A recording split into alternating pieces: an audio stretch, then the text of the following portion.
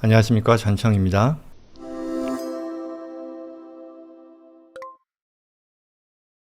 이 한국에서 10만 불 송금을 한다, 10만 불까지 해외 송금을 신고하는 게 면제되었다라는 그런 얘기가 나오는데, 이게 뭐냐에 대한 질문입니다. 한국에서 부모님께서 학비, 생활비 등을 보내주시고 있는데요, 금년 초 해외 송금과 관련해 법이 바뀔 거다라는 얘기, 한국법을 말하는 거죠. 규정을 들었습니다. 송금 최대 금액도 10만 불로 늘고 여러 절차가 간소화된다라고 하는데요. 그래서 이번에 여기 지금 미국에 계신 분이죠. 집을 사는 데 쓸 다운페이 목적으로 부모님께 증여를 받으려고 하는데, 그럼 이것도 뭐 10만 불까지니까 바로 보내는 것뿐만 아니라 이 증여세 부담 없이 증여 받을 수 있겠느냐라는 그런 질문이죠.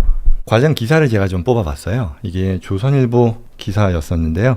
연초였죠. 23년 2월 달이니까 금년 초에 한참 막 모든 신문에서 나왔던 것이, 앞으로 해외 송금 연 10만 불까지는 신고하지 않아도 된다, 뭐 이런 얘기였었거든요. 그래서 증빙 없는 해외 송금, 그래서 원래는 5만 불이었었는데 이걸 10만 불로 확대한다. 그리고 6월부터 시행인데, 제가 이 질문에 대해서 최근 어제 그제 찾아봤는데 아직까지 그 시행에 대한 구체적인 그 방안은 안 나온 것 같아요.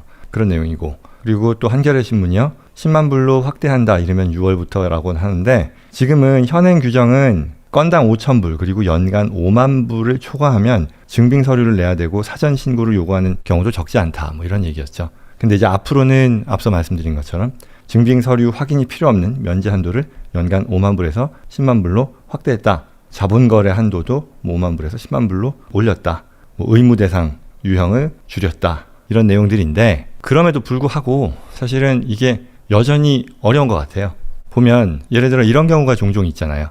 뭐 미국에 취업을 했거나 아니면 주재원으로 나왔거나 아니면 어떤 이유에서건 이제 오는 분들이 뭐 출국하기 전에 집 계약, 뭐 렌트비 계약 뭐 이런 거 하려고 돈을 송금해야 되는데, 몇만 불 송금해야 되는데 이게 뭐가 먼저냐는 거죠. 이 외국환 은행에서는 이 증빙 서류를 먼저 줘야지 보낼 수 있게 해준다라는 거고, 그죠? 그리고 출국하지 않은 상태에서 송금 목적이 이 확보가 안 되니까, 확인이 안 되니까, 규명이 안 돼 송금이 곤란하다. 이게 뭐가 먼저냐? 내가 계약을 하려면 돈이 있어야 되고, 근데 돈을 보내자니 계약서가 있어야 되고, 뭐 이런 뭐랄까 불필요한 그런 상황들, 불편한 상황들이 계속 있었던 거잖아요.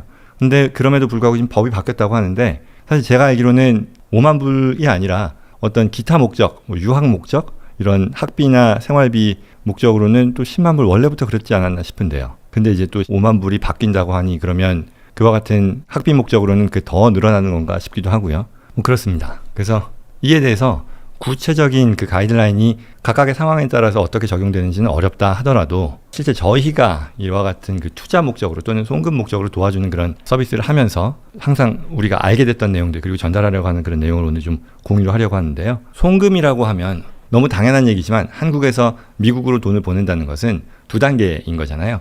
하나는 한국에서 돈이 나오는 거, 그리고 다른 하나는 미국으로 들어가는 그 과정이겠죠. 그러면 우리가 적어도 우리가 생각할 수 있는 일반적인 수준에서의 송금과 관련해서는, 일반적인 수준이라는 것은 뭐 몇백만 불까지도 포함합니다. 사실은 몇천만 불까지도 포함할 텐데, 이 두 번째 단계, 미국에서 송금을 받는 거 있잖아요.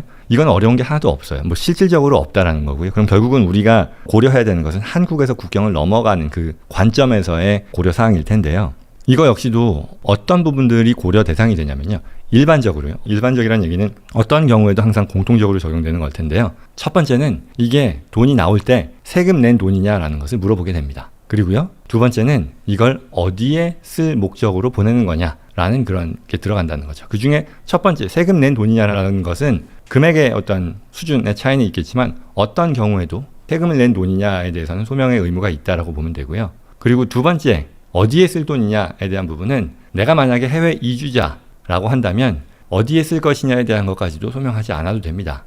그에 반해 내가 투자자라던가 아니면 비이민으로 목적으로 보내는 경우에는 이게 어디에 쓸 것인지에 대해서 소명해야 되고요. 그리고 그 목적에 맞게 계속해서 사용되고 있는지에 대한 것을 사후 보고하게 되어 있다고 보시면 돼요. 그게 크게 적용되는 그 두 가지 규정입니다. 그리고 지금 여기서 얘기하는 그 5만 불, 10만 불이라고 하는 것이 이와 같은 한국에서의 해외 송금과 관련해서 이 금액을 넘지 않으면 이와 같은 두 가지 요건, 뭐 사전 보고가 됐건 사후 보고가 됐건 이런 것들 따지지 않겠다, 이런 것들 보고하지 않아도 되겠다라고 얘기한다는 거죠.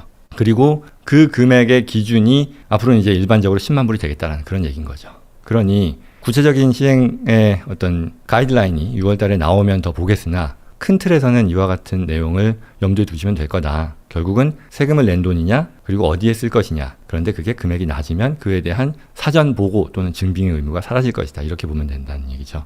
그러면 이제 다시 또 두 번째 질문이죠. 이분의 질문으로 돌아오면 이 얘기를 했잖아요. 이분은 집을 사는데 다운페이 목적으로 부모님께 증여를 이번엔 받겠다. 왜? 이분이 생각하신 거는 금액이 늘어났다라는 거죠.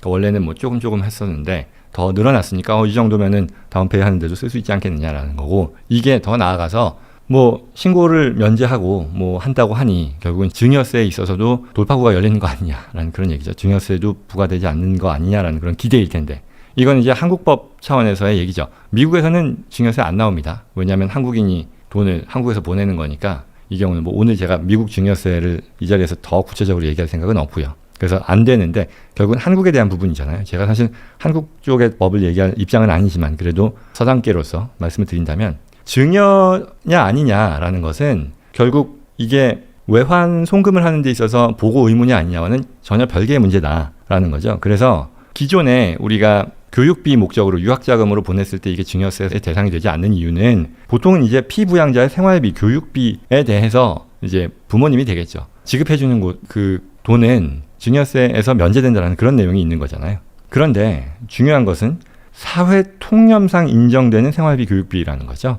그러니까 이게 성인 자녀가 본인이 사회생활을 하는 데 있어서 충분히 이런 소득을 내는 그런 입장에 있다거나 자산이 있다거나 했을 때까지 되는 건 아니라는 거죠. 사회 통념상 인정되는 생활비, 교육비라는 것이고, 여기서 지금 판례에서요, 피상속이니까 유학을 가 있는 자녀죠. 이 내용은 결국은 유학을 간 자녀가 본인이 충분히 경제활동을 누릴 수 있는, 경제적인 부양을 스스로 할 수 있는 사람이었을 경우에는 부모의 어떤 보조가 증여로 간주된다라는 그런 얘기를 한 거거든요. 결국 그 말은 이제 앞선 사례로 돌아와서 이분이요, 만약에 충분히 생활을 하는 그런 사람이라면, 뭐 주재원이 됐건 아니면 취직을 했건 어쨌건 활동을 하는 데 있어서 경제생활을 충분히 스스로 누릴 수 있는 사람이라면 부모님이 보내주는 그 송금액 역시도 이게 교육비나 생활비 목적으로 증여세 부과해서 빠질 수 있는 그런 성격이 아닐 테니, 그래서 그런 부분들을 감안했을 때 증여의 목적을 이번 법 개정으로 인해 10만 불로 높아진다 해서 그걸 증여세를 피할 수 있는 방식으로 활용할 수도 있겠다라고 생각하는 것은 순진한 생각 내지는 나이브한 생각이다라고 볼 수 있겠죠.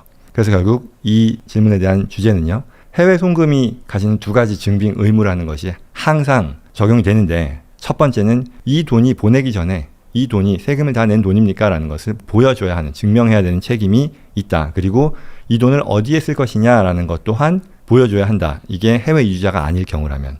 그런데 이와 같은 두 가지 의무에서 이 소액 송금의 경우, 이게 이번에 법이 바뀌는 게 5만 불에서 10만 불로 늘어났다는 건데, 이러한 내용들을 증빙해야 되는, 사전에 증빙해야 되는 그런 책임, 의무로부터 면제된다라는 그런 내용이라는 것이고요. 그렇죠? 금년 법 개정은 면제 금액이 상향된다라는 거고, 그러나 이 자체로 이 신고 대상이 금액이 늘어났다 해도 그 금액이 증여세를 면제해준다라는 그런 얘기는 아니니 거기에서 오해가 있어서는 안 될 것이고, 따라서 여전히 이와 같은 한국, 미국에 걸쳐서 가족들의 어떤 현금 흐름이 있는 경우에는 별도의 증여세 플래닝은 계속해서 필요할 것이다라는 그런 내용으로 정리할 수 있겠습니다.